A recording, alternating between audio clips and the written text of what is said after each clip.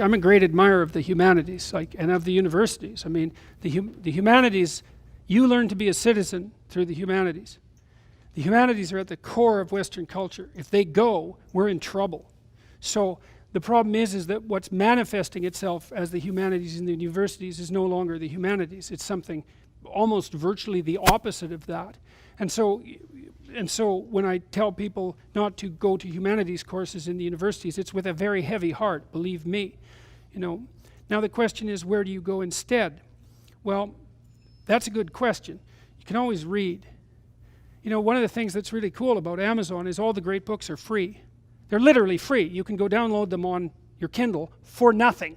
The copyright has expired, and people have been putting electronic versions online, so the great books of the Western world, and even many of the great books of the 20th century, are now available completely for free. Well, so you can read them. There's lots of information to be garnered now on YouTube, and that's really going to explode over the next 10 years. And I mean, one of the things I want to work on, probably over the next 10 years, is to set up a humanities university online. And I'm starting to work, I already have some programs online. They're called self-authoring programs, and they help people write, and partly we designed them to help people learn to write, as well as to help them write about themselves. So the self-authoring programs help people write an autobiography and analyze their personality, faults and virtues, and lay out a future for themselves. And when we've had students do that, do the future authoring program, it's so cool. What happened was that the probability that they would stay in school went up by about 30%. But something even cooler happened. It worked best for the worst performing students. So we did a lot of it in Holland at a business school called Erasmus. There's a school of management, Rotterdam School of Management at Erasmus University. And we ran several, I think it's about 10,000 people through the future authoring program now. And what happened, if you looked at the academic performance of the students, the Dutch women, the native Dutch women, were at the pinnacle.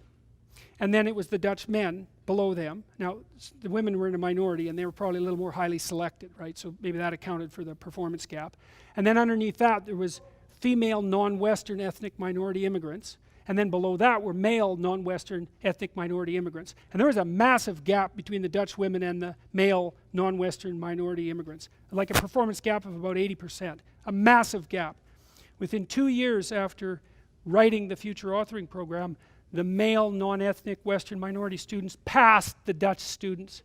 Yeah, and some of them didn't even remember that they had done the future authoring exercise. And we replicated that at Mohawk College just a while back. Same thing. The young men who went to Mohawk College, they did this exercise in the summer just before they went to college. They only took about an hour to write out their future. It's not that long to think about your whole future. And what happened was that the young men who had the worst grades in school, who were in non-career oriented trajectories, had a retention improvement of about 40%. So yeah, so that was just like, we were just thrilled about that. So the reason I'm telling you all of this story, apart from the fact that it's vaguely interesting, is that we are experimenting with technologies to teach people how to write. Now normally the way you're taught how to write is by having someone edit your writing, but that's prohibitively expensive.